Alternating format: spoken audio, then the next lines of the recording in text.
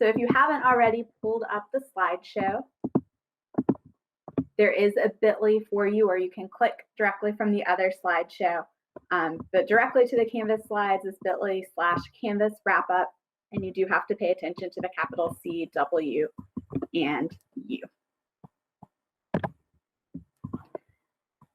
So one of the most important things to know about wrapping up Canvas is that if you are using a PowerSchool course, so if you did not create a manual course, but you're using the course that's provided for you from PowerSchool, those courses will automatically conclude on June 30th.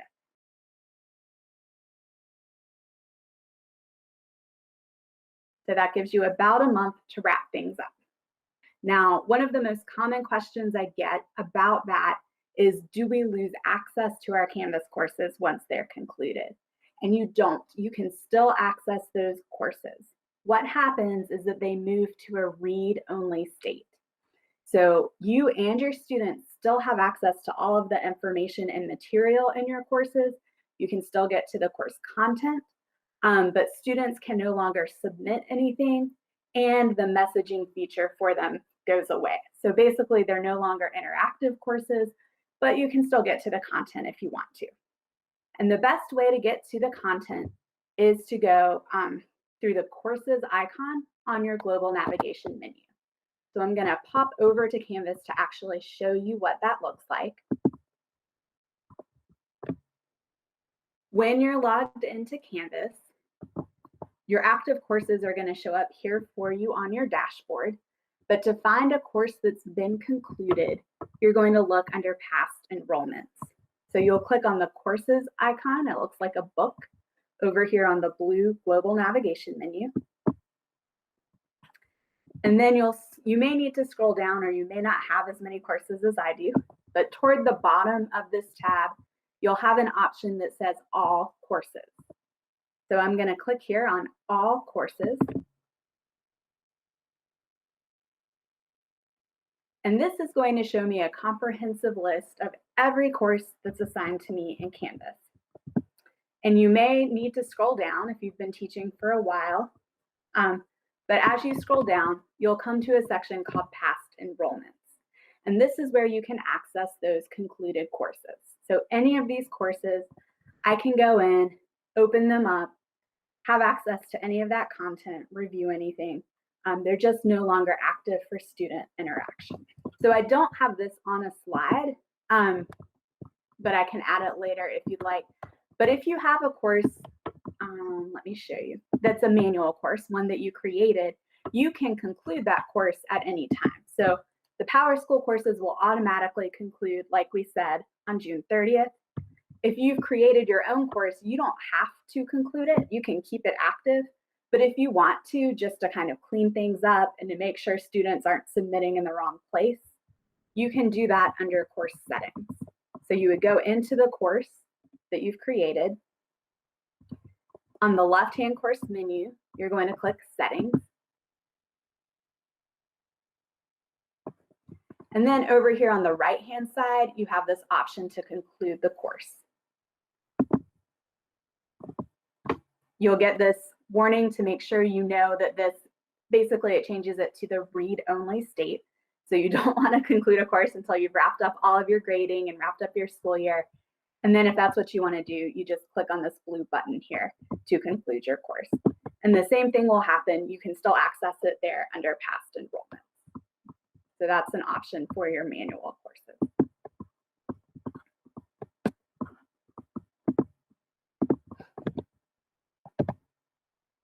I wanted to show you a couple of things you can do as you're wrapping up the school year before your courses conclude, just to back up information.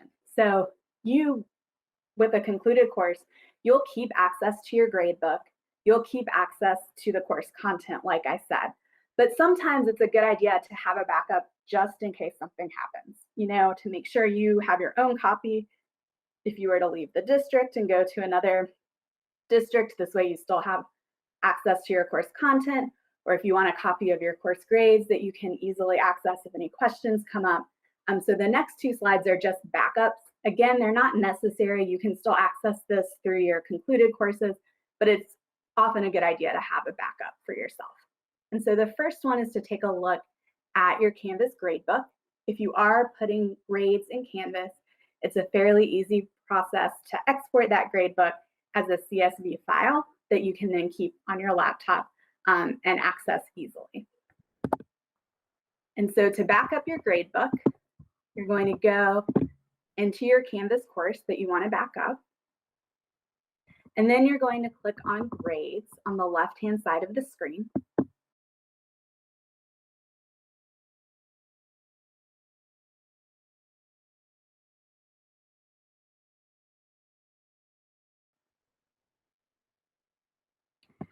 Your course will have students listed with all of your grades here. This is a practice course I have for myself.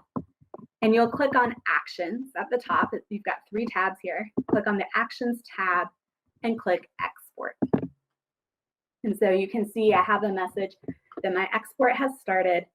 It didn't take long because there's not any grades in this course. If you have a lot of grades, it might take a few minutes, but it's downloaded to my computer as a CSV file. So then I can keep this backup copy. I'll have every student listed along with their grade for each assignment in my Canvas course. This also might be a useful way if you're transferring your grades over to PowerSchool. You could pull this up and look at it and enter grades that way. So you can have as many exports in a course as you want to, but certainly at the end of the semester, it can be a useful feature.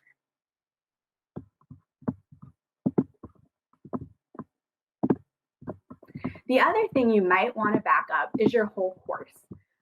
Again, you can still access your course if it's been concluded, but you know, just to be on the safe side, if something were to happen, just make sure you have that extra backup copy. Or if you were to transfer districts, you have a copy you could import into a different Canvas site and have a really good starting place for your course. And so Canvas courses are downloaded as what's called a common cartridge file. And that is the type of file that will work in most learning management systems. So it's not going to open on your computer with a program you have, but if you were trying to put this content in Canvas or another learning management system, you could do it that way. And so to create that backup copy, it's called a course export. Again, you're going to start in the course that you want to have a copy of, and you're going to go to the course settings section here on the left-hand side.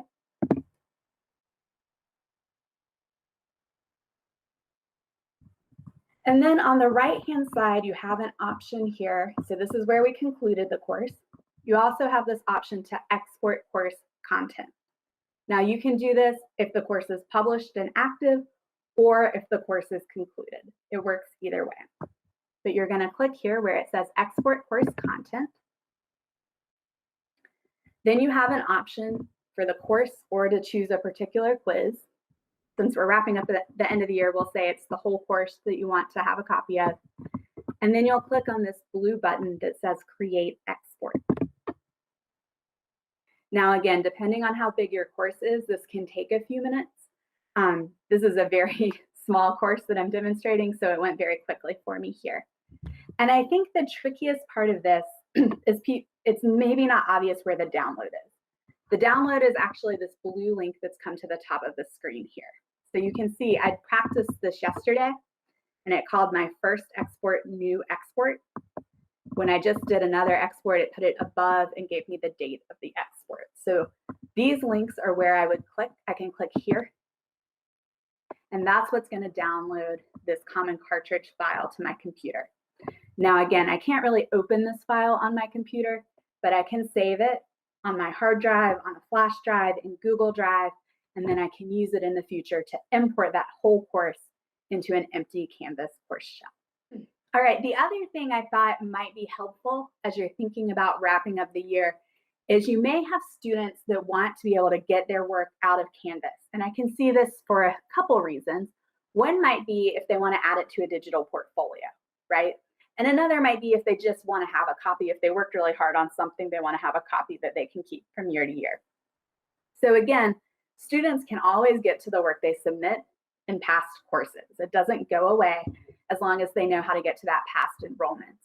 And from any assignment page, students can download whatever they submitted. But if they want to download all of it at the same time, there's an easy way to do that in Canvas. And so I'm going to show you how to do that. This is something you would want to share with your students or families and show them how to do that as well so that they can save their work. And so when a student is logged into Canvas, to download all of their assignment submissions, they're going to click on the account icon.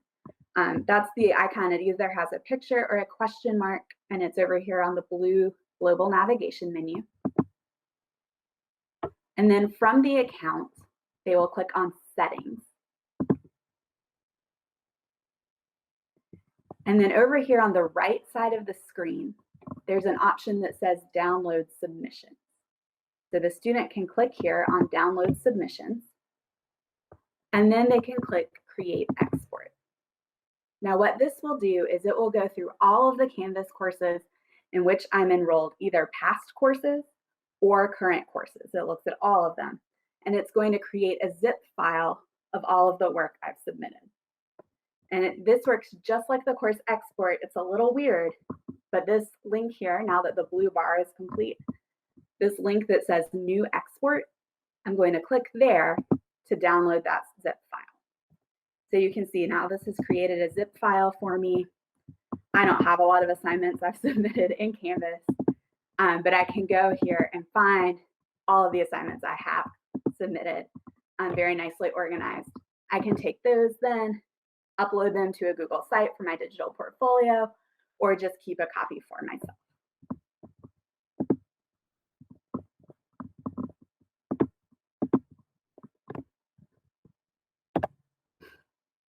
So now I'm going to move forward a little bit. If we've done these practices to wrap up the school year, if we have copies of the course, backed up the gradebook, then next year, how can you make your life easier and start from that course you've already built out this year? So there's two main ways to do that. You can use a concluded course from your past enrollments, or you can upload the course you exported as a common cartridge file. And the process is really very similar. It's just a different file that you choose. So to use a course you've already built, the first thing you need in Canvas is an empty Canvas course. You can get that empty Canvas course two ways. You will automatically have one for anything you're teaching in PowerSchool. Or if you need to make a new one, maybe you just don't like to use the PowerSchool sync. Maybe you have a course that's not actually in PowerSchool, something like a homeroom or a club, but you need a place in Canvas for that information. So if you need to make your own, you do that by clicking on the Help icon over here on the blue global navigation menu. And then you go to the Canvas portal for manual courses.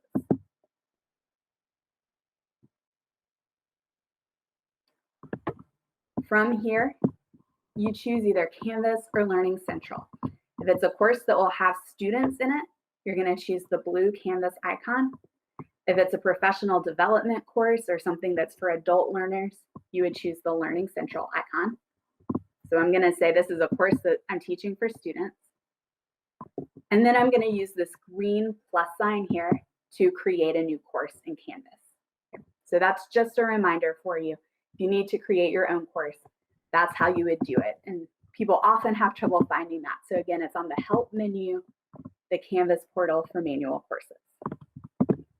But again, you'll already have empty courses next year. You'll have one for each course assigned to you in PowerSchool. So whichever way you get to that empty course, I'm going to ask you to pretend this course is empty. It almost is.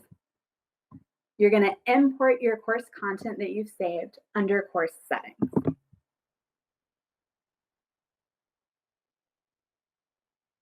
So I clicked on Settings. Now I'm going to come over to the right-hand side of the screen, and instead of Export Course Content, I'm going to choose Import Course Content. Now at the top, I have an option that says Content Type. This is the difference in the two processes. If If you are copying a course that's been concluded, one of your past enrollment courses, or a course that's still active, then you're going to choose Copy a Canvas Course. You should then get a drop-down menu of courses where you're enrolled.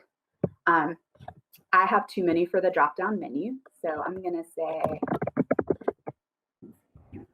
page 6.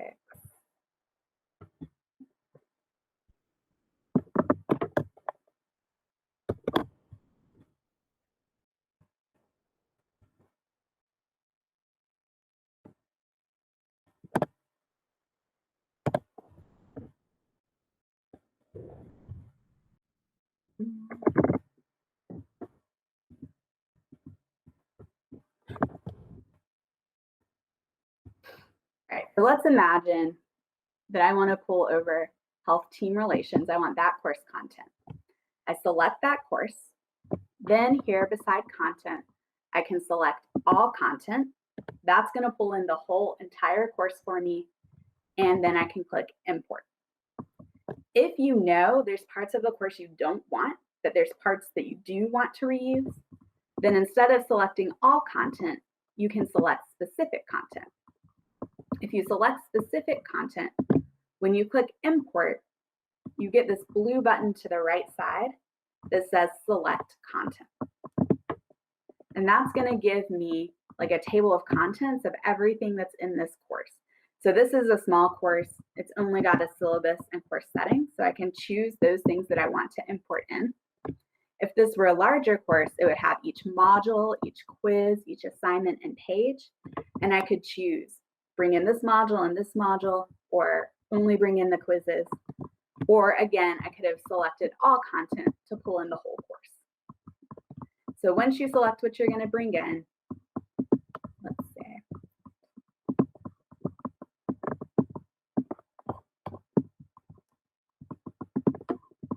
oh, it's not letting me because this course is empty. But once you select what you're going to bring in, then you'll have the blue button again that says to copy the course. So let's see if we can find another example.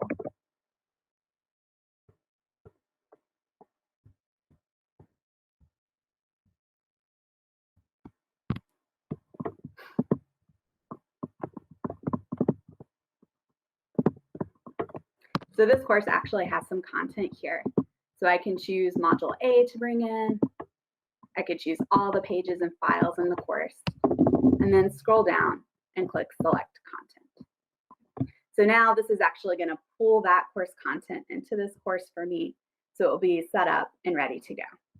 You see it says queued right now. So sometimes it does take a few minutes, but usually within about 5 minutes, it pulls over all of that course content for you. Now, if you created a common cartridge file to back up, then the process is exactly the same except for the first step. So again, you'll be in your course and you'll click on course settings over here on the left-hand side. You'll still go over to the right-hand side and choose import course content. And then when it says content type, instead of copy of Canvas course, you'll choose Canvas course export package. So when you choose that option, it gives you the option then to select a file from your computer. So that's where you would want to choose the common cartridge file that was created. Open that up. Again, you can choose from all content or specific content, probably all content if you're pulling in a whole course, and then click import, and it will pull that content into your course. Now this course is going to look funny because I just imported like 3 different things on top of each other, but you shouldn't have that problem as long as you stick with the one course and the content you want from that one course. And again, those are just steps for next year to help you get started. And those are these last 2 slides here. So using your past enrollment courses, and then the slight difference if you're using your common cartridge file. So those are all the tips I had prepared as I was thinking about what you might need to wrap up the year. But what questions might you all have or comments in terms of wrapping up the year or getting ready for next year? So I only use the county courses. So I don't really need to export, right? I mean, that would be really the thing to do if I had my own course. So if you're, yeah, okay. If you're using the county courses, we will push the content for you. Some of it may be updated. We'll push that for you at the beginning of the year.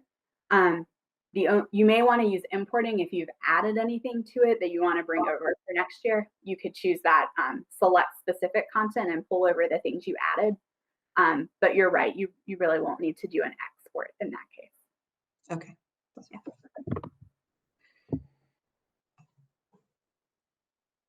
I do like how kids can pull down their work, because even as teachers, if we need to pull down some students' work to show our growth as teachers, we can pull that down. So when we have a conference with our administrator, we can say, hey, look at where this student was and look at where they are now, and I can pull that content from the course. Yes, and as a teacher, you're going to do that through SpeedGrader in the course. But absolutely, it's a great option to be able to just download a student submission. So the only thing I've ever used the quizzes for are like the quizzes that we like for Math 1 that are already created, or we've created a quiz using the content from Canvas. Is there any way to put a quiz like that I create into Canvas and then use that as the gradebook kind of thing? Like with the gradebook and all? Yeah, so when you're in your Canvas course, you can click here on the left-hand side where it says quizzes. Mm-hmm. And then this plus sign at the top right corner, plus quiz, is going to let you create a new quiz. Gotcha. Okay. You're going to get an option here. I recommend going with new quizzes at this point. They've created a new quiz, but they still allow for the old quiz system to work as well. But eventually everything's going to be a new quiz. So if you're building one, you might as well build it that way. And then you're going to click submit. And you have to give your quiz a name. And then there's some other options you can choose here in terms of how many points you want it to be worth. And then you'll scroll down and click save. And then this is the screen where you can build your quiz. So if you click on the blue plus sign here, you can choose the type of question you want and enter your questions that way. Now, if you're using quizzes from ExamView or what's the other quiz engine?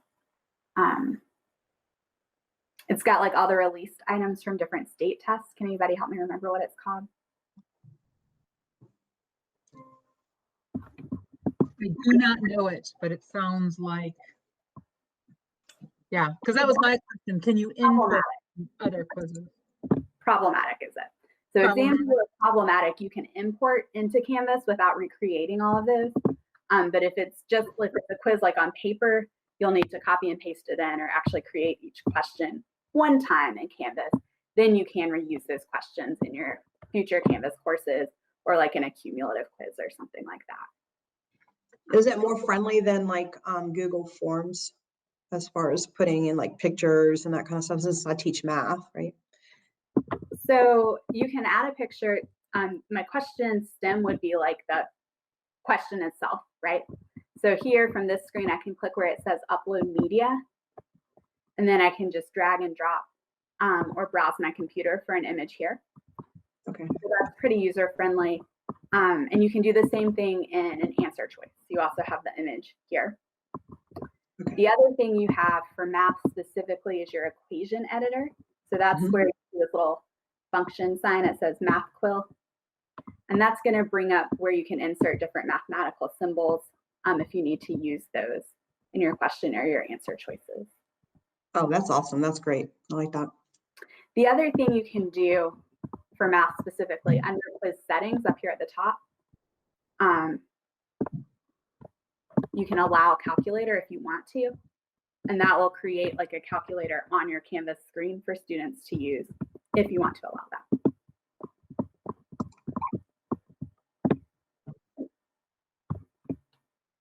Yeah, thank you. That's really helpful. Yeah, no problem. And if you get into it and you have more questions, feel free to email me. I think it's the kind of thing, once you do it once or twice, you really get the hang of it, but sometimes it takes a minute to get the hang of it. Yeah, I've been using the tip for Math 2, Mhm. like the course that was created. And so I'm familiar with like how to set up like the parameters of the quiz, but I didn't know how to make one. So Yeah, and you could, anything from that course you wanted to import into your own course, you could use the same process I showed you. So that's a really great starting point for your content. is that tip course going to still be available next year? It should be, as long as they leave it in comments, but it's also the situation, if you've imported it this year, then under your past enrollments, you'll have all that content Okay. you can pull from if they took it down for some reason. Okay, great. Because I actually would like to supplement with that next year too. Absolutely. Yeah.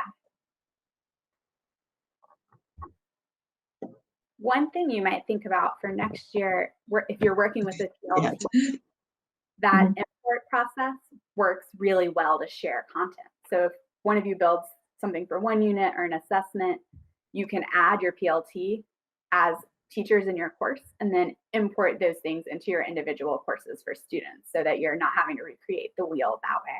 All right. Amanda, Bill has a question. For the fall and setting up classes, could you review how to deal with setting a parent course and linking the other courses to it?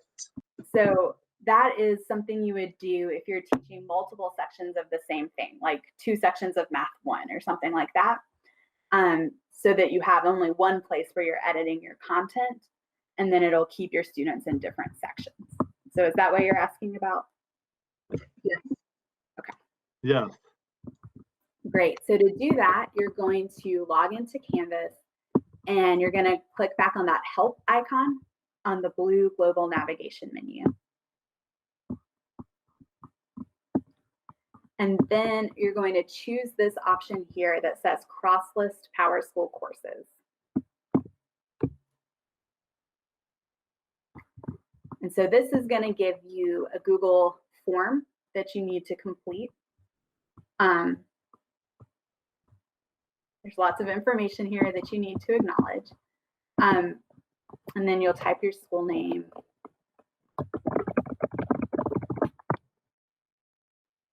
And acknowledge these statements. And then what it's going to ask you for, what you're referring to is your parent course and your child course. So as long as you do it at the beginning of the school year, it really doesn't matter which course is which. You want to make sure you cross-list before students have submitted any assignments. If students have already submitted assignments, their work is not going to transfer over to the new course and you'll lose it. So that's why we say it's best to do it at the very beginning of the semester. What you'll do is you'll log into Canvas and find the courses that you want to merge. So let's say I was going to use this Math Block 1 course as my parent course. At the top of the course, you have the course URL, and you're going to need the number that's at the end of the URL. So you'll find that number, you'll copy it. It does show you an image to remind you. And then you'll paste that number beside parent course. Then you'll do the same thing for any courses that you want to merge with that course, and those will be your child courses. And you'll find the number the same way. It's at the end of the URL for that course. And once you've entered that information, I think it gives you 7 options, but as many as you have, it could just be 2. Then you'll click submit. And it should take about 5 minutes. And then you'll see that you have just one course shell in Canvas instead of multiple shells. Perfect.